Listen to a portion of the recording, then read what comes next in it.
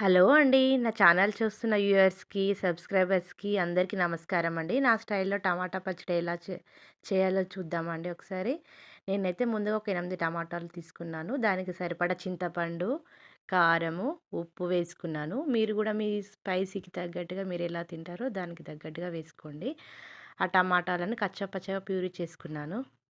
తర్వాత కడాయిలో ఆ మిశ్రమానికి తగ్గట్టుగా ఆయిల్ తీసుకోవాలి. కొంచెం ఎక్కువే తీసుకోవాలి ఆయిల్. ఆయిల్ హీట్ అయ్యాక జీలకర్ర, మెంతులు, ఆవాలు, ఎండుమిర్చి, వెల్లుల్లి రెబ్బలు వేసుకొని కొంచెం దూరగా వేయించుకోవాలి. ఎక్కువ ఫ్రై అవ్వద్దండి. ఎక్కువ ఫ్రై అయితే టేస్ట్ కూడా చేంజ్ అవుతుంది. కలుపుతూ ఉండాలి. అలాగే పచ్చడికి టేస్ట్ మంచిగా రావాలి అనంటే నేనైతే ఇంగువ యూజ్ చేస్తానండి. కొంచెం ఇంగువ వేసుకొని ఆయిల్‌లో ఫ్రై అయ్యేటట్టు చూడాలి. కొంచెం కలుపుతూ ఉండాలి. తర్వాత కలర్ కోసం పసుపు వేశాను. పసుపు వేశాక ఆ టమాటా మిశ్రమాన్ని ఆయిల్‌లో వేసేసి కొంచెం ఆయిల్ సపరేట్ అయ్యేంత వరకి ఆ టమాటా ప్యూరీ మగ్గుతూ ఉండాలండి.